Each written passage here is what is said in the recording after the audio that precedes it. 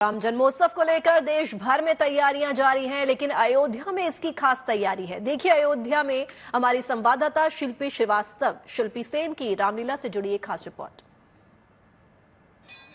प्रेम मगन कौशल्या निसिदिन जात न जान, सुत सनेह बस माता बाल चरित कर गान। यानी माता कौशल्या प्रभु श्री राम के प्रेम में ऐसी मगन है कि उनको रात और दिन का पता ही नहीं चलता है। वो सिर्फ अपने पुत्र के बारे में बखानी करती रहती हैं। रामनवमी के लिए अयोध्या सज करके तैयार है। इस बीच प्रभु श्री राम की कुल देवी यानी बड़ी देव काली जी के मंदिर में प्रांगण में लोग आए हुए हैं। मानो भक्तों का सैलाब यहाँ उमड़ा है, क्योंकि ये ऐसा मंदिर है जिसके बारे में कहा जाता है कि ये राम कथा से सीधे जुड़ा हुआ है और राम के जन्म से भी पहले से है। यानी ये कहा जाता है कि राम का जब जन्म हुआ था उसके बाद माता कौशल्या प्रभु श्री राम को लेकर के इस मंदिर में दर्शन कराने के लिए लाई थी, अपनी कुल देवी का दर्शन कराने के लिए।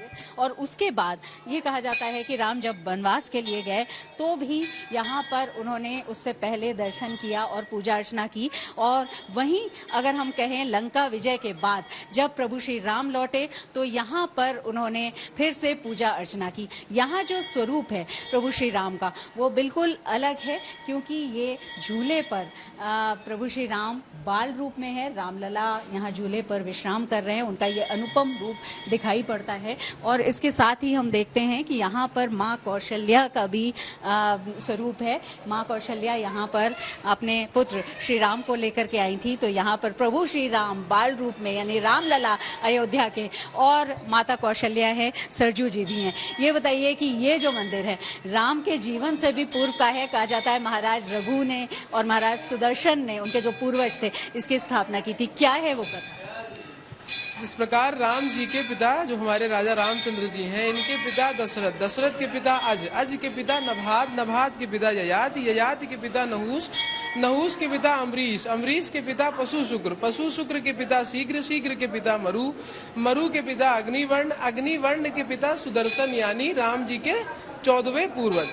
सुदर्शन के पिता संखड़, संखड़ के पिता प्रविद, प्रविद के पिता राजा रघु। राजा रघु जी किसी कारणवश देव असुर संग्राम में जा रहे थे, तो उन्होंने जिस स्थान पर अपने महल के कुछ क्षण पश्चात जो पूजा की थी अपनी कुल देवी की, तो वो यही स्थान था। फिर जैसे जैसे इनकी वंशशैली बढ़ती गई, इनके चौथे वंशज हुए सुदर्शन जी, उन्होंने इनका पुनः से कायाकल्प किया।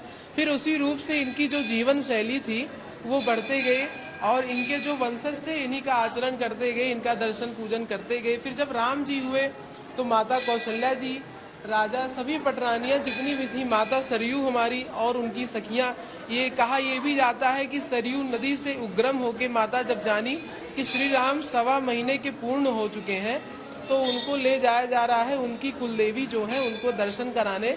ये मंदिर जहां पर तैयारी है पहली रामनवमी की, जिसमें प्रभु श्री राम अपने भव्य मंदिर में होंगे। प्रतीकात्मक जन्म के बाद उनका सूर्य तिलक होगा और रामनवमी मनाई जाएगी। वीडियो जर्नलिस्ट गौरव गुप्ता के साथ शिल्पी सेन, अयोध्या। और अब आपको दिखाते हैं श्रीनगर लेह हाईवे की तस्वीरें, जहां पर बीआरओ बर्फ हटाने के काम में जुटी हुई है। श्रीनगर में ताजा बर्फबारी के बाद पहाड़ों से लेकर सड़कों तक बर्फ ही बर्फ नजर आ रही है। और इसी सिलसिले में जोजिला में काफी बड़ी अब लॉन्च आई है, जिससे पूरा हाईवे बर्फ से पट गया है और इसी वजह से ये पूरा हाईवे बंद किया गया है। मशीनों की मदद से फिलहाल बर्फ हटाई जा रही है। हालांकि जानमाल के नुकसान की कोई खबर नहीं है। इस वक्त की अहम खबर आपको बता देते हैं। कांग्रेस नेता रणदीप सुरजेवाला पर चुनाव आयोग की कार्रवाई होगी। अगले 48 घंटे तक किसी भी चुनावी रैली या जनसभा को संबोधित करने पर पाबंदी लगा दी गई है। हेमा मालिनी पर अभद्र टिप्पणी करने को लेकर इस मामले में एक्शन लिया गया है। तो आपको बता दें अगले 48 घंटे में रैली या फिर जनसभा वो नहीं कर पाएंगे। हेमा मालिनी से जुड़ा हुआ ये मामला है जिसमें अभद्र टिप्पणी की गई, उसको लेकर अब एक्शन ले लिया गया है।